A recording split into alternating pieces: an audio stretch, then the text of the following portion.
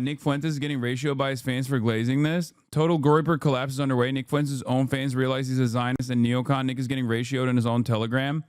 Times like these really show you how the stark differences are between a reactionary America First nationalist movement and these left-wing anti-American third worldists. There was a moment when there was some apparent overlap, but now you see what's really going on. Many of these people don't live in America and are basically anti-colonialist America haters who do not want our country to succeed and actually want us to get in line.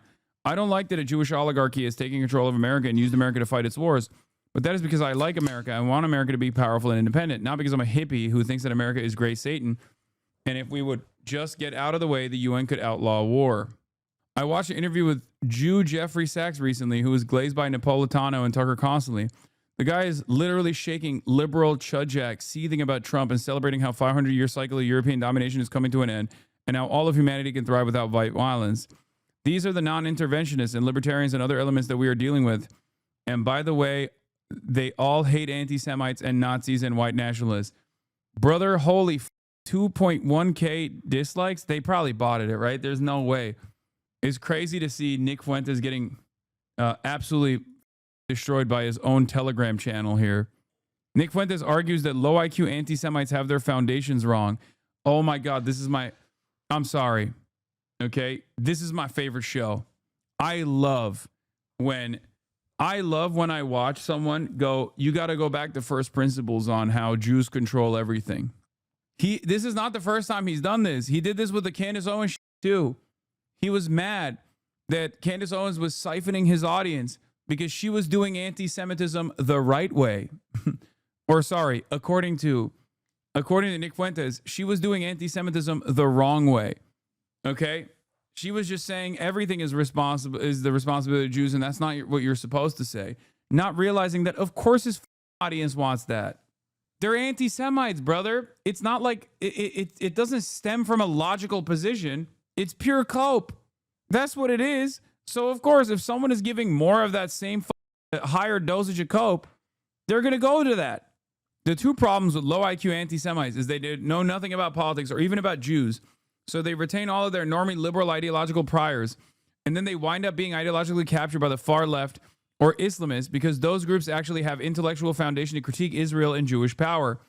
Or perhaps a better way to point this is, instead of being a low IQ anti-Semite, you can be a high IQ anti-Zionist and a high IQ anti-imperialist, which has a moral foundation and an ideological foundation and perhaps hundreds of years of academia behind it from unironically intelligent people who have poured a lot of thought into this. Okay. And that is the reason why people who are at least smart enough recognize that this like slamming, oh, Jews did this, Jews did that everything is usually maximum cope from the most WASP supremacist country on the planet, the United States of America. No matter how hard the average Christian Zionist behaves in the way that Nick Fuentes would call a goy cattle or whatever the fuck. At the end of the day, it is the American overlords that are not Jewish, mind you. In many instances, plenty of them are Catholic, plenty of them are WASPs, okay, white Anglo-Saxon Protestants. There are some Jewish ones as well, okay, but they are doing this for capital. They're doing this at the behest of capital. Zionism, simply as an ideological foundation, is in line with America's imperial interests in the region. And also, it has been very helpful because it allows people to fall in line. In any case, the reason why I say it's cope at the end of the day, is cope is because a lot of people don't want to see America as the big bad in this equation. A lot of people don't want to think that America actually doesn't have their best interests in mind. But instead, they want to think that, like, our big, beautiful Americans, if it wasn't for the international Jewry, organized Jewry, would actually be working at our behest. It must be the international Jewry that has allowed third world migration to come into the country.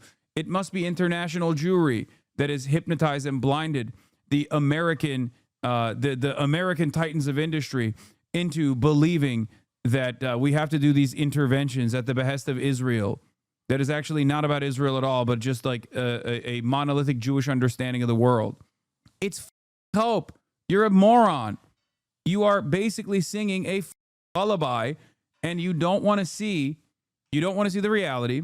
So you just cope. and you misdirect and you keep saying Jew, Jew, Jew, Jew, Jew in the Alex Jonesian to bring back the famous Alex Jones clip. Like, that's basically what you're doing. And if that's the only thing that you're presenting, okay, if that's the only thing you're presenting, then yeah, obviously people are going to look for someone who takes it even one step further. Oh, I stubbed my toes because of the Jews, right? That's it. For a lot of these people, they don't want to recognize that, like, our leaders here in the United States of America love this shit.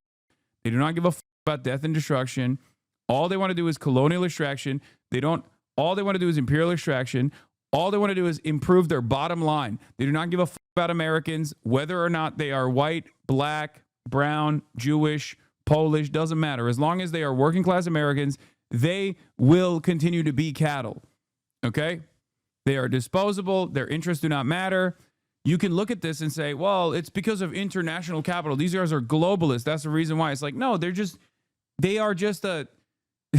they are a vessel at this point for capitalism. They don't care about anything. They just care about continuing their domination. They care about making money. And you are simply meat for the meat grinder.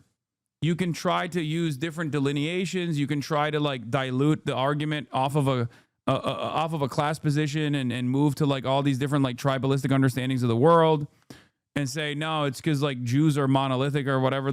It's just stupid. It's all stupid. And that's the reason why you lose your audience to even dumber people than you, because they're doing anti-Semitism the wrong way by your estimation. But in reality, if someone is low IQ enough to believe that it's actually the international Jewry that is conducting all of these operations, and they're, blindsiding all of the brave Aryans that are supposed to be in charge here in the United States of America, then, that's already a low IQ assessment to begin with. And of course, if you prime your audience to believing that, they're going to look for even dumber versions of that same argument. Our job is to make sure that normies who question Israel become ideologically captured by the right. No, we can't use rhetoric about international law or left economic populism or colonialism or even sympathize with Islam anymore. We see how that has been repaid. Just because the Muslims and the far left criticize Israel doesn't mean they still hate. They don't still hate whites, hate Christianity, hate the West, and they do. We have to speak in terms of the American national interest, and our identity is European Christian civilization. I don't get why I talk about all of this. If anything isn't going to change, you have no power over the USA. Well, today we don't, but you never know what tomorrow may bring. That's the reason why I always say you can't succumb to nihilism. You must maintain revolutionary optimism. It's actually shocking how many of these alpha male Hitler worshippers are crying because Trump didn't ask Jasmine Crockett for permission to bomb Venezuela. Do you even hear yourself? These people find a new way to tweet about how Hitler was right every single day, but when America arrests a fat brown communist, they want to cry about how this is a war crime because he was pro-Palestine or something. It doesn't make any sense. No.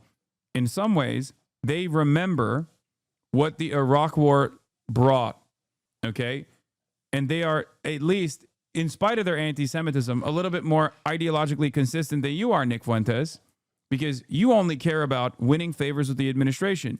And that's why you are a lapdog who won't dare question what Donald Trump is doing here, even though I'm sure if we went back and looked at his commentary, which I will not be doing, obviously, you gave plenty of reasons as to why the Iraq War was bull.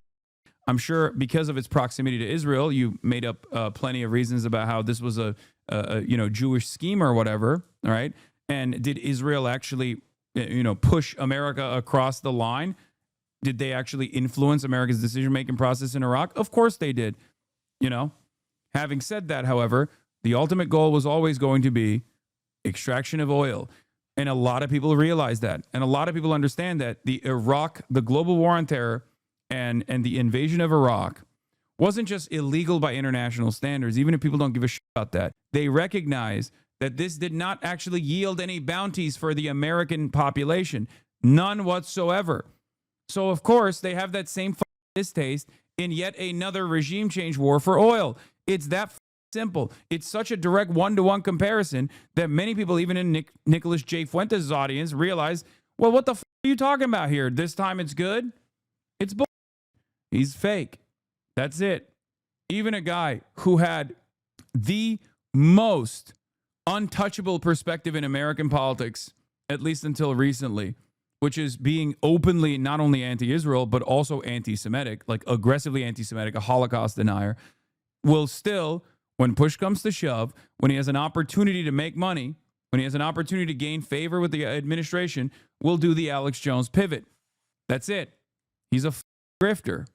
That's why I always also tell you that anti-Semitism is not like the most honest way to oppose Israel. Because I know that there are a lot of people, especially nowadays, who treat anti-Semitism as like the final position, right? The maximalist position of being anti-Israel. And if your foundations are set on this faulty premise, this faulty understanding of the world, you are going to be led astray. It's that simple. Nick Fuentes, who recently reversed his views as pro-Israel, who was vehemently against immigrants from Latin America, is now demanding that all those countries be fully included in the United States. That's a funny way to describe Nick Fuentes. By the way, the reason why there was a prevailing thought in America at the time when we were thinking about colonizing the entirety of Mexico, and the reason why that did not take place was because they thought to themselves, well, then this country would be too Mexican.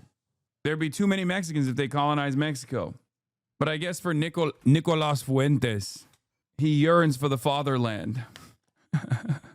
That's maybe at the end of the day, he wasn't lying when he said he's ethnic. How about we just let these countries be and allow them to develop and prosper without intervention and interference at the behest of like Amazon or ExxonMobil or any number of different enterprises? You know, how about we just let people live? I don't know. Crazy idea.